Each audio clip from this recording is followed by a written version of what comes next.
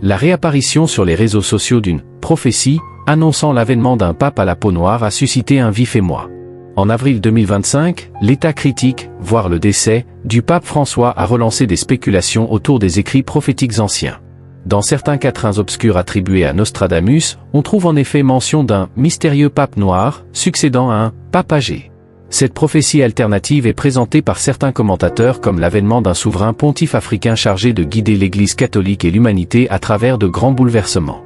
D'autres analystes rappellent cependant que le terme même de « pape noir » existait déjà au sein de l'Église. C'est le surnom traditionnel donné au supérieur général des Jésuites, en raison de sa soutane sombre.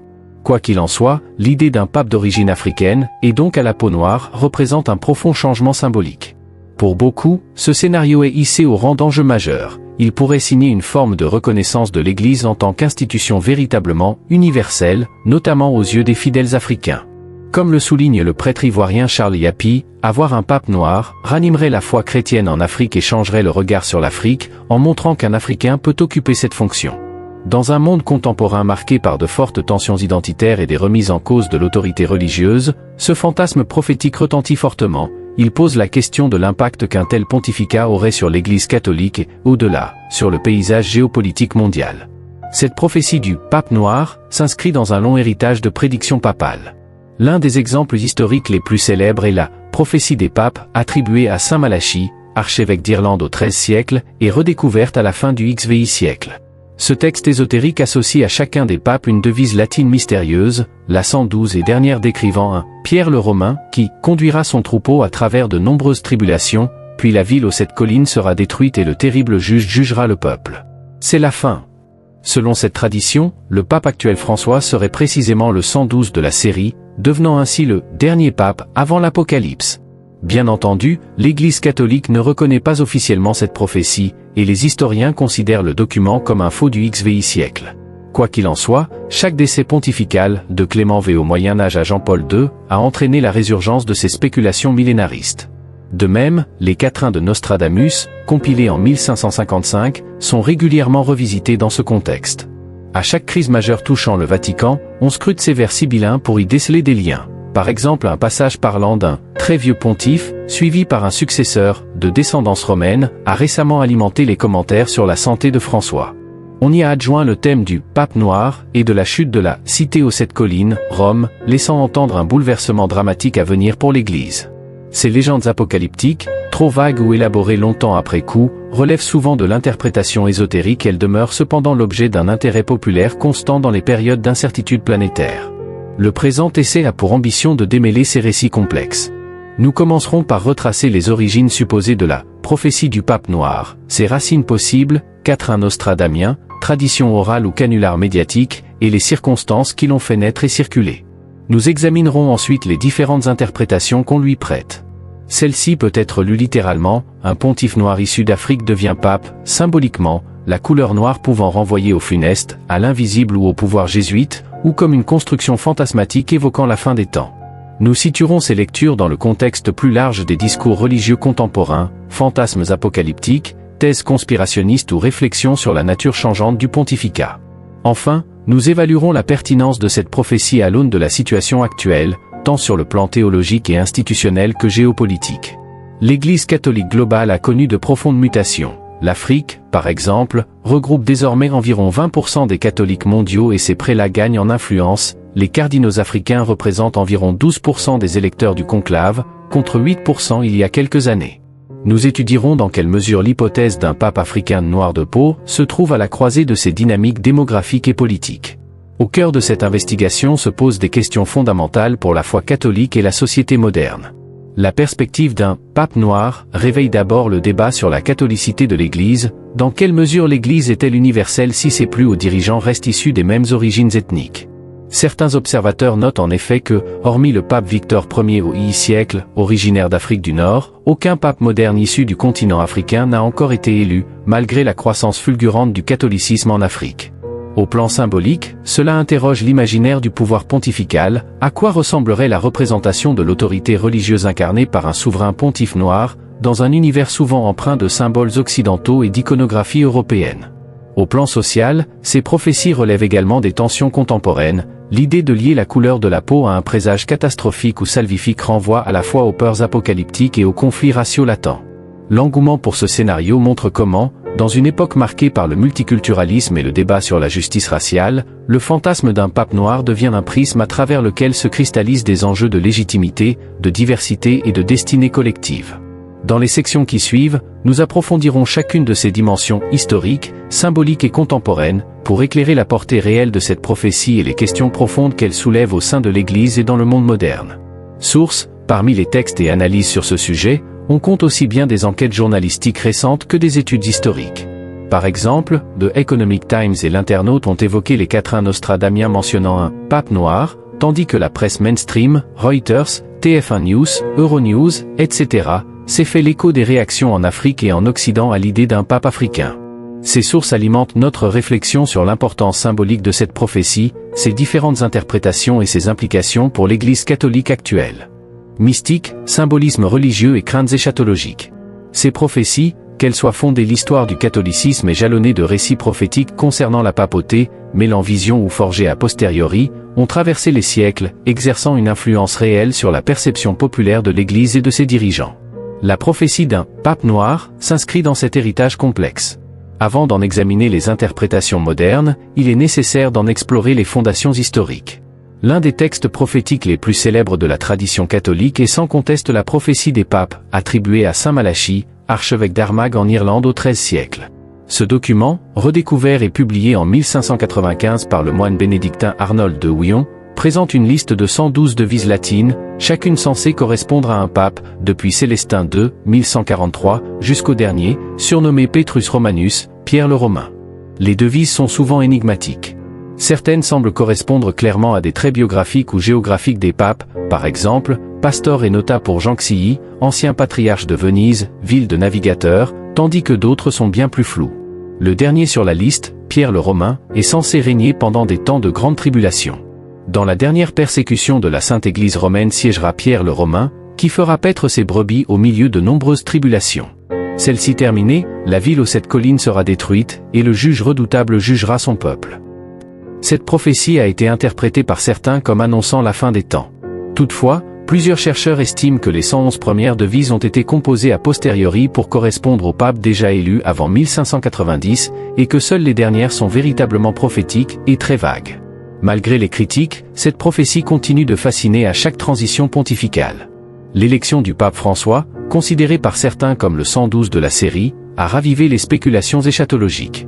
Si saint Malachie demeure la référence prophétique catholique par excellence, Michel de Nostredame, plus connu sous le nom de Nostradamus, occupe une place à part dans l'imaginaire apocalyptique occidental. Ces célèbres centuries, publiées en 1555, sont composées de quatrains énigmatiques, souvent interprétés après coup comme des prédictions de grands événements historiques. Certains de ces quatrains évoqueraient indirectement des papes. L'un d'eux, très commenté, parle ainsi d'un pontife âgé suivi d'un successeur mystérieux, et d'un effondrement de l'ordre mondial. L'élu d'âgé, un pontife mourant, suivra d'un noir vêtu, homme de foi tremblante. Cité sainte en trouble, peuple frémissant, jugement viendra, clameur abondante. Les interprétations divergent. Certains y voient l'annonce d'un pape noir, littéralement, à la peau noire, d'autres un pape jésuite, ordre dont le supérieur est surnommé le « pape noir » en raison de sa soutane noire et de son pouvoir d'influence. Dans tous les cas, Nostradamus, à l'instar de Malachie, alimente un imaginaire dans lequel la papauté joue un rôle central dans la fin des temps. Outre ces deux figures emblématiques, de nombreux autres voyants, mystiques ou faussaires autoproclamés ont évoqué l'avenir de l'Église. On peut citer, entre autres, les révélations de Marie-Julie Jahenny, mystique bretonne du XIe siècle, qui prédit un temps de schisme et un renversement de l'autorité papale, ou encore les prophéties du Père Pio, qui évoquaient une purification sévère de l'Église avant son renouveau. Si la prophétie du « pape noir » semble avant tout relever du mythe, certaines figures historiques ont été perçues comme susceptibles d'y correspondre, au moins symboliquement. Le cas du pape François, élu en 2013, est particulièrement parlant. Premier jésuite élu pape, il a souvent été surnommé le « pape noir blanc », un jeu de mots soulignant à la fois son appartenance à la compagnie de Jésus et la confusion entre sa fonction et celle du supérieur général des jésuites. Cette ambivalence a entretenu l'idée qu'il puisse représenter une forme d'accomplissement indirect de la prophétie. Au-delà du pape François, plusieurs cardinaux africains ont également été présentés comme de potentiels papes noirs à venir. Le cardinal Robert Sarah, originaire de Guinée, a longtemps été considéré comme un candidat sérieux au pontificat, notamment pour ses positions conservatrices. Le cardinal Peter Turkson, du Ghana, connu pour son engagement sur les questions sociales et écologiques, incarne une autre facette possible de ce rôle prophétique. Tous deux ont alimenté les spéculations lors des conclaves récents, illustrant la montée en puissance des figures africaines dans la gouvernance de l'Église universelle. Ces figures ne correspondent pas toutes à une lecture littérale de la prophétie, mais leur notoriété témoigne d'un changement profond dans la géographie du catholicisme.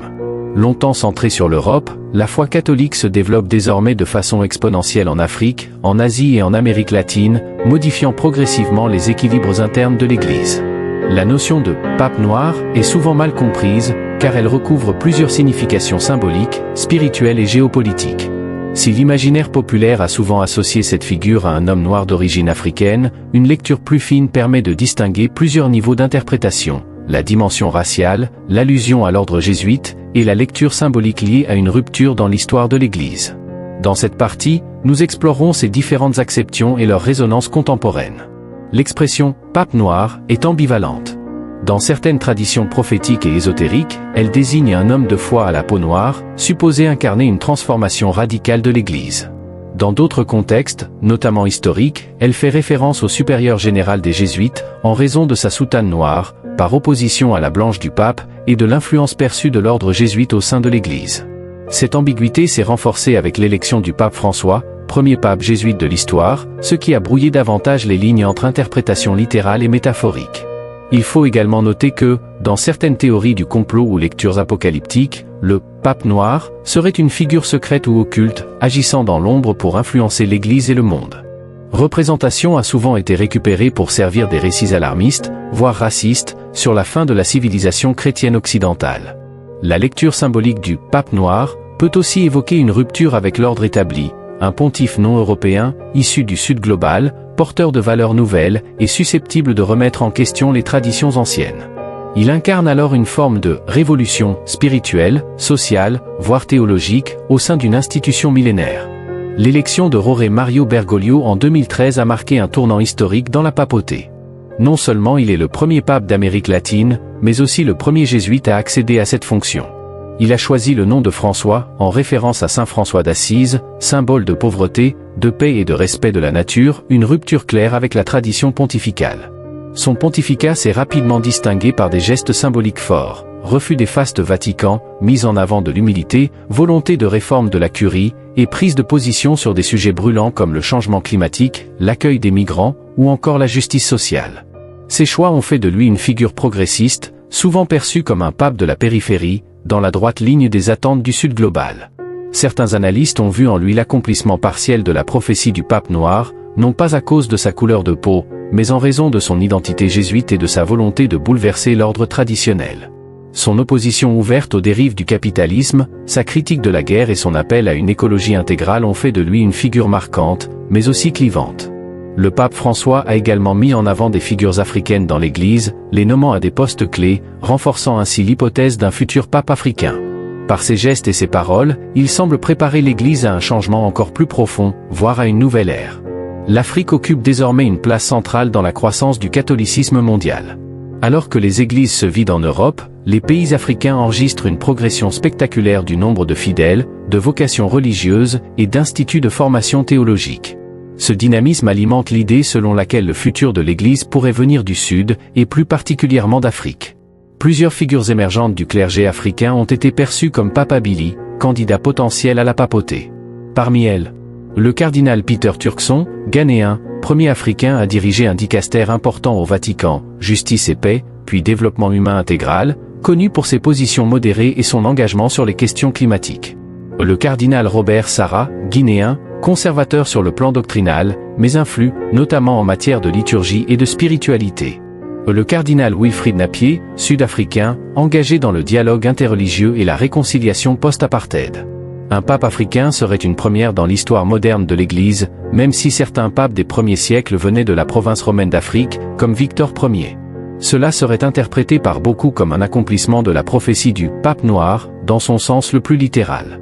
Une telle élection aurait un impact symbolique immense, elle signifierait une décentralisation du pouvoir, une reconnaissance des églises du Sud, et une réponse aux appels à la justice raciale dans le monde chrétien.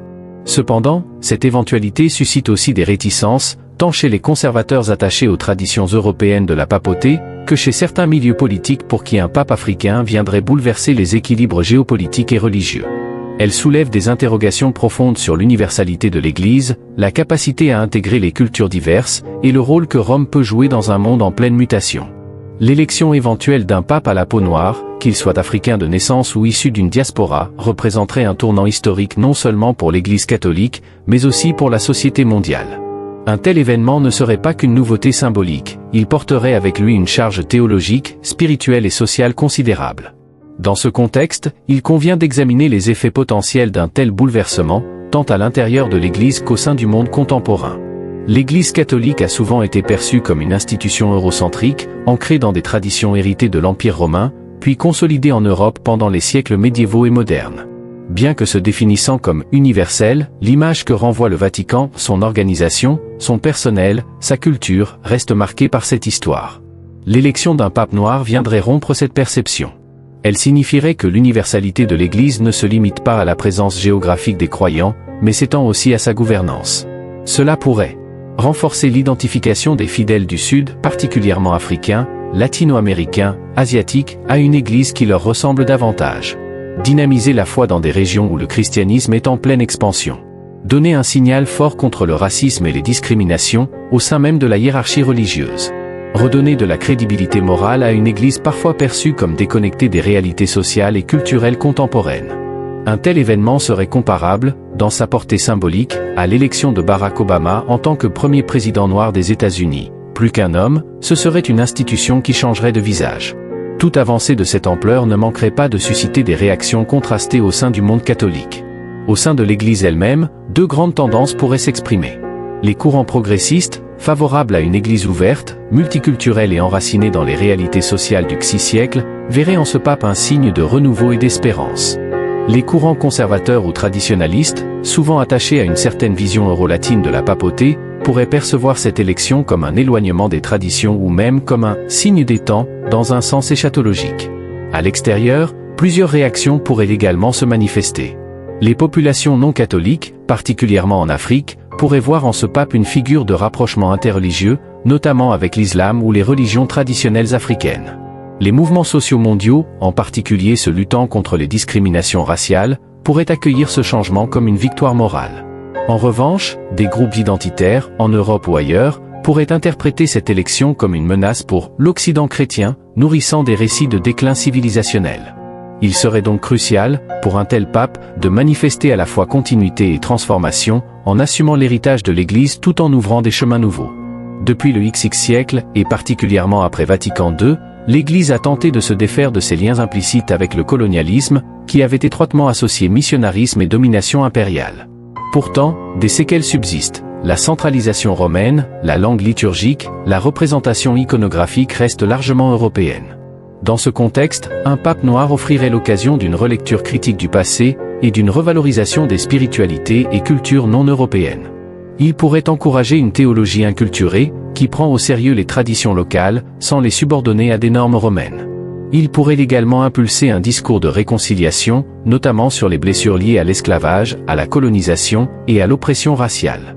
Un tel pape pourrait promouvoir une église synodale, moins centralisée, où les conférences épiscopales du Sud auraient un poids réel dans les décisions doctrinales et pastorales.